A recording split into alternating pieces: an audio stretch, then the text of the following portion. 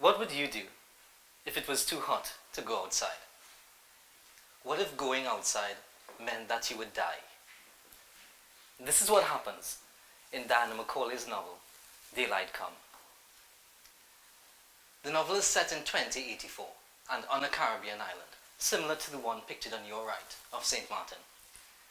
In the novel, sunlight is so extreme that crops have withered, parts of the island have become submerged, and the characters cannot go out at night, or else they die if they step out into the sun. The effects of climate change in this novel are beyond repair. Not enough action was taken. Now, while this may seem like an implausible scenario for us, consider this. Last year was the 45th consecutive year that global temperatures have risen.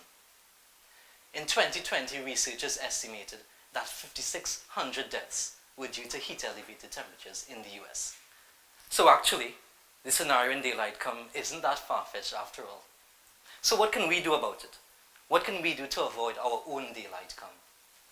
My research brings together climate fiction and environmental fact to encourage greater activism. I study novels like Macaulay's Daylight Come for deeper meaning. Then I include excerpts from the Intergovernmental Panel for Climate Change and their policies to see what the science is saying for us to take action. This combination of climate fiction and environmental fact is part of my larger dissertation work, which looks at literature to see how we think and confront each other. In this case, how we think and understand the environment. In my research, I analyzed the story alongside the statistics to see where these both pieces of literature can help us take action. Ultimately, this combination of fact and fiction is intended to fill the gaps in our knowledge, gaps that have as much to do with our lack of understanding scientific data, as much as it has to do with our lack of understanding our own impacts on the environment.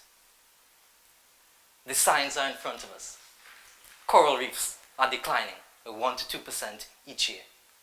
Sea levels are projected to rise by 2 meters by the year 2100. Don't let the future in Daylight Come become our future. It's not about climate change. Our climate has changed. We need to change our actions as well. Thank you.